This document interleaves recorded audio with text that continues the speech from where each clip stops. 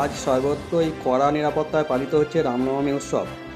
প্রতি বছরের মতো এই বছরও যথাযথ মর্যাদা, ভক্তি ও ব্যাপক উৎসাহের মধ্য দিয়ে নদিয়ার কৃষ্ণগঞ্জে পালিত হলো রামনবমী উৎসব। বুধবার সকালে কৃষ্ণগঞ্জের কিষাণ মান্ডির সামনে বটতলা এলাকায় পূজার আয়োজনের মধ্য দিয়ে উৎসবের সূচনা হয়। সকাল থেকেই রাজ্যের বিভিন্ন প্রান্তের মতো কৃষ্ণগঞ্জেও সাজো সাজো রব দেখা যায়। কৃষ্ণগঞ্জ থেকে মাঝদিয়া পর্যন্ত এক বিশাল বর্ণাঢ্য শোভাযাত্রার আয়োজন করা হয়।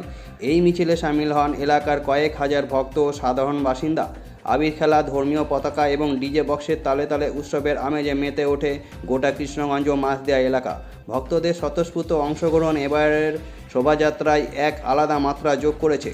রামনবমীর এই বিশাল মিছিলে যাতে কোনো অপ্রীতিকর ঘটনা না ঘটে সে বিষয়ে প্রশাসনের পক্ষ থেকে কড়া নজরদারি চালানো হয়। মিছিলের শুরু থেকেই মোতায়েন ছিল বিশাল বাহিনী। সুস্থ ও শান্তিপূর্ণভাবে অনুষ্ঠান সম্পন্ন হওয়ায় এলাকায় সাধারণ মানুষ, আয়োজক ও প্রশাসনকে সাধুবাদ জানিয়েছেন। উৎসবের আবহের মধ্যে একটি অনবরত ঘটনাকে কেন্দ্র করে চাঞ্চল্য ছড়িয়েছে।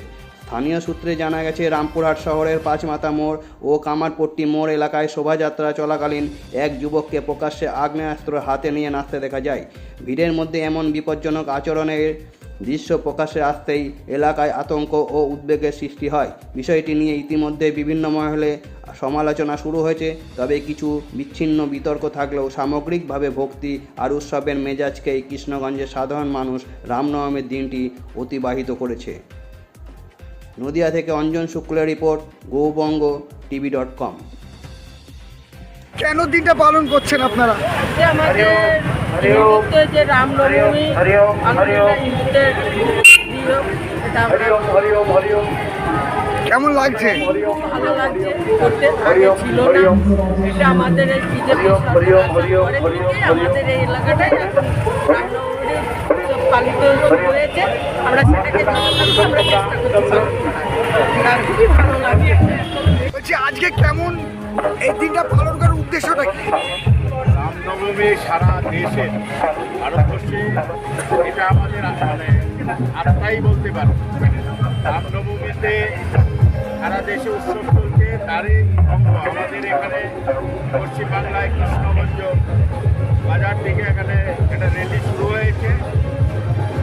রাম হচ্ছে সত্যের প্রতীক। আপনারা দেখেছেন বহু বছর ধরে, প্রায় 550 বছর ধরে অযোধ্যায় রাম মন্দির প্রতিষ্ঠিত হয়েছে।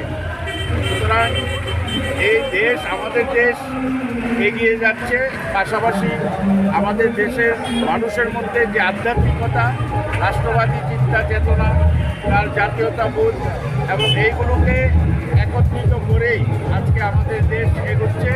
এবং আজকের দিনে এটা সারা ভারতবর্ষে এটা একটা বৃহত্তর মানে উৎসব। এই উৎসবে হাজার হাজার মানুষ সামিল হয়েছে সারা বাংলায়, সারা পশ্চিমবঙ্গে, ভারতবর্ষে। বলছি আপনি ভিন রাজ্য থেকে এসছেন এই রাজ্যে, ভিন রাজ্য থেকে এসছেন, কেমন লাগছে? আমরা এমন একটা মানে সংগঠন, এটা কোনো ভিন রাজ্য ত্রিপুরায়ও রাম পালিত হয়।